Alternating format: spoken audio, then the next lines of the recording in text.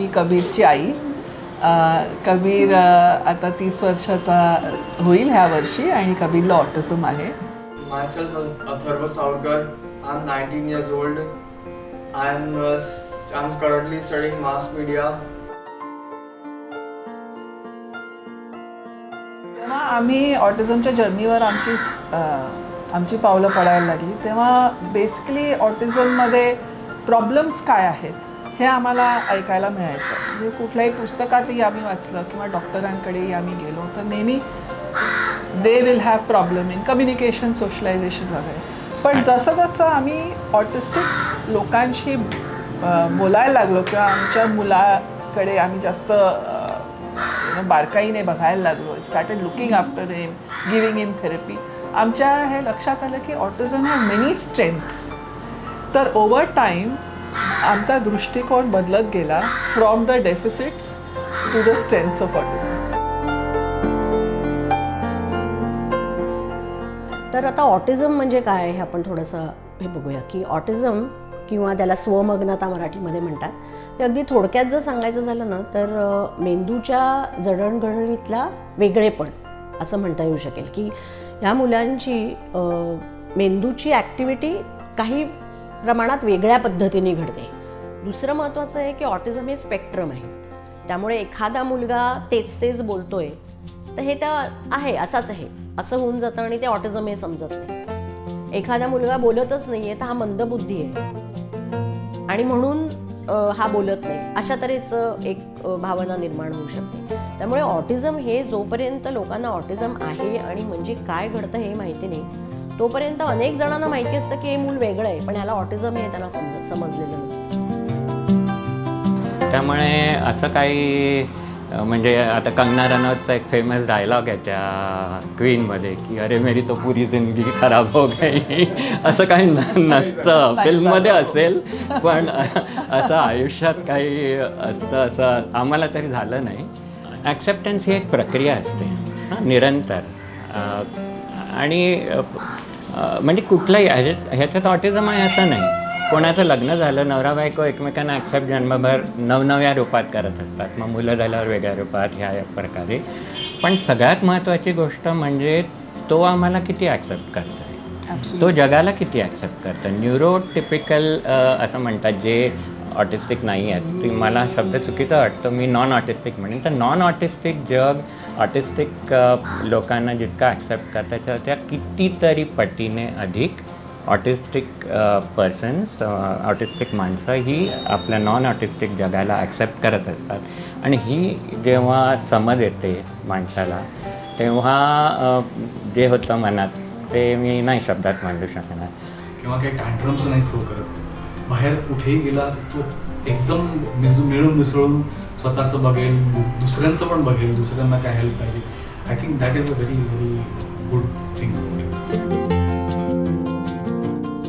एक तर पहिली महत्त्वाची गोष्ट मला असं वाटतं पालकांनी करणं जरुरी आहे की जेव्हा तुम्हाला मनात अशी शंका येते ना की हे काहीतरी वेगळं आहे तेव्हा घाबरून जाऊन किंवा असं मानून घेण्याची कारण नाही की असं कसं वेगळं असेल किंवा मी कुठे काय करू किंवा हे नसेलच असं.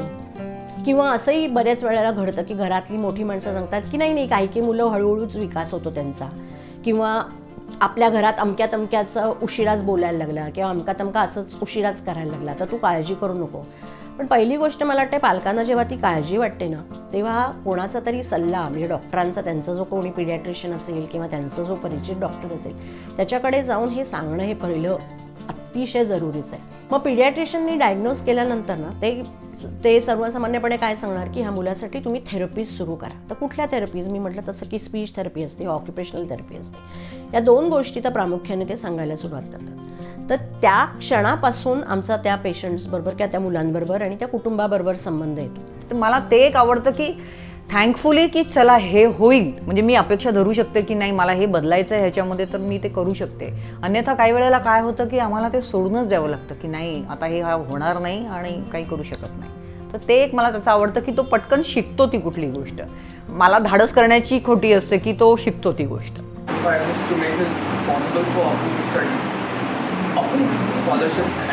सो आज जर विचारायला गेलं तर ऑटिझमचे जे स्ट्रेंथ्स आहेत ज्याच्याने ऑटिझम डिफाईन होऊ शकतं फॉर एक्झाम्पल बारकाईने फोकसने कुठल्याही गोष्टीकडे लक्ष देणं, you know, not to be distracted by social and personal things, you know, as much as possible. आणि ह्या ज्या गोष्टी आहेत, किंवा खोलात अगदी, you know, looking at things and yes कमी, right, all of these things. Yeah. You want to go? Do you want to go? Or you want to join us? You want to bring your chair here? संवेदना ज्या आपल्याला मिळतात, की आपल्याला पंचेंद्रियांमधून संवेदना मिळतात आणि त्या संवेदनांच्या द्वारे आपण आपल्या वातावरणाविषयी समजून घेतो. तर ही गोष्ट ह्या मुलांमध्ये वेगळ्या पद्धतीने असते.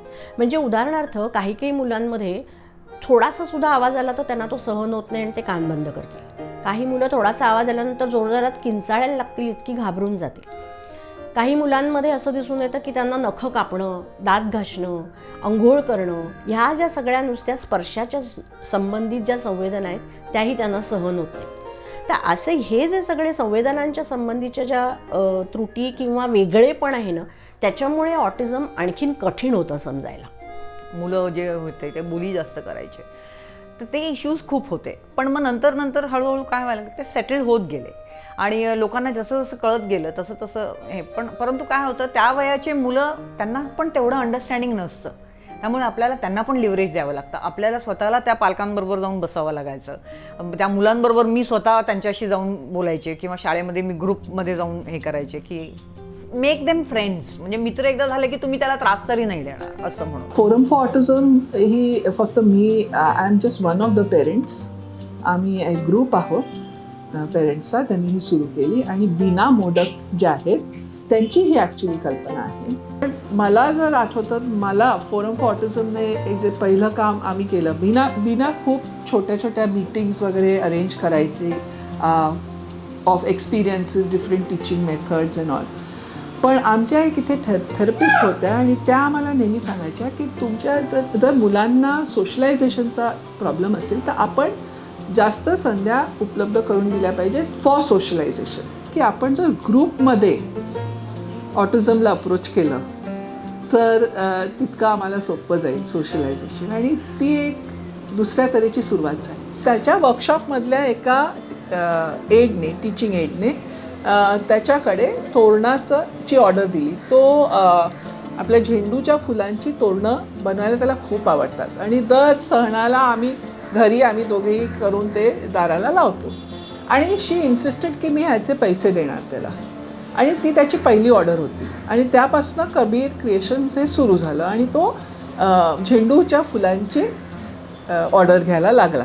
Myself, Atharva Saurkar. I'm 19 years old. I'm currently studying mass media from Thakur College, and I host shows and I do cricket commentary and do mimicry. Hello and welcome to Entertainment Paradise. Myself RJ Atharva and welcome to Radio Adda, जो है entertainment का अड्डा. Here comes the first ball, the second over, bowler bowls and the miscommunication and a cheeky single.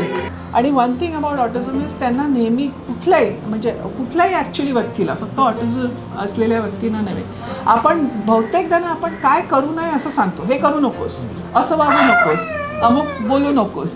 पण आपण खूप क्वचित वेळा actually काय करावं हे सांगतो. आणि ऑटिझममध्ये ॲक्च्युली हे इन्स्ट्रक्शन असतं. आपण जेव्हा ऑटिझमबद्दल शिकतो तेव्हा की tell them what they need to do. म्हणजे काय करू नका. आता समजा सांगितलं की इथे उभं राहू नकोस, कबीर इथे उभं राहू नकोस, ह्याच्यात मी उत्तर नाही आहे की इथे उभं राहायचं नाही, तर मग त्याने काय करावं हे मी सांगितलं नाही आहे, right. But instead of saying इथे उभं राहू नको, जर मी म्हटलं ज्या खुर्चीवर जाऊन बस, तर you know it is solved. आणि when that became a way of life for me, माझं ॲक्च्युली आयुष्य फार सोपं व्हायला लागलं, कारण प्रत्येकाला मी काय करावं हे सांगत जाते. So that's a very big perspective change for me. पण नाही, जेव्हा मी बोलले माझ्या सायकोलॉजिस्टशी ह्याच्या, तर म्हणे की त्याला गरज आहे का. जेव्हा त्याने एक्सप्लेन केलं की तुम्हाला खरंच वाटतं का त्याला गरज आहे ह्याची, तर तेव्हा त्याला जेवढी गरज आहे तेवढं तो जातो, मिक्सअप होतो आणि येतो. तो don't you think it is better rather than forcing him into something. तर मी म्हटलं हां हेही बरोबर आहे. सो देन ते पण एक ॲक्सेप्ट केलं मी की नाही ठीक आहे. आणि नाव आय एम हॅपी की त्याला कोणी बोलवलं ठीक आहे, नाही बोलवलं ना इट्स ओके. पण ते येस, त्याच्याबरोबर आम्हाला पण इमोशनल टर्मॉईल भरपूर झाला की see it is very unfortunate की तुमच्या मुलाला कोणी ॲक्सेप्ट करत नाही आहे किंवा बोलवत नाही किंवा ते थोडंसं इमोशनल व्हायचं आम्हाला. पण then now I am there okay.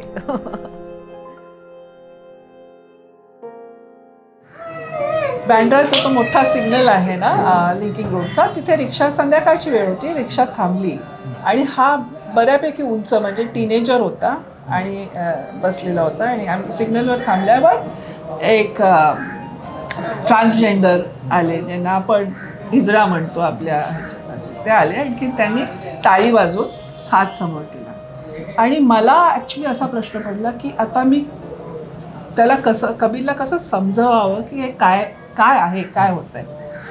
आणि मी ॲक्च्युली अडखळले त्यावेळेला. आणि त्याने परत टाळी वाजवून हात समोर केला. आणि कबीर बघत होता की सिग्नलवर हे ग्रस्त मला हात का असा समोर करतात. आणि त्याने प्रॉब्लेम सॉल्व्हिंग करून स्वतःचा हात त्यांच्या हातात देऊन शेक हँड दिला.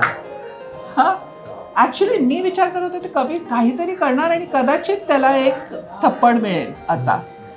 पण ह्याने शेक हँड केल्यावर त्याने सुद्धा एक सेकंड ते डचकले आणि मग त्याने कबीरकडे बघितलं, डोक्यावर हात ठेवला, स्माईल केलं, हॅलो म्हणाले आणि निघून गेलो.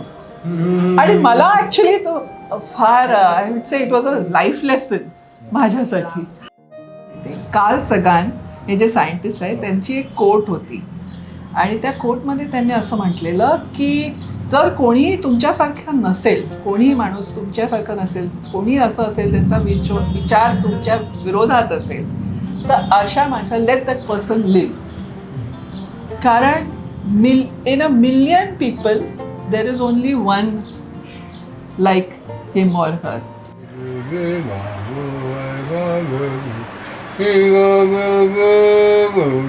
मैंने तुझे मांगा तुझे पाया है. आगे हमें जो भी मिले या ना मिले गिला नहीं.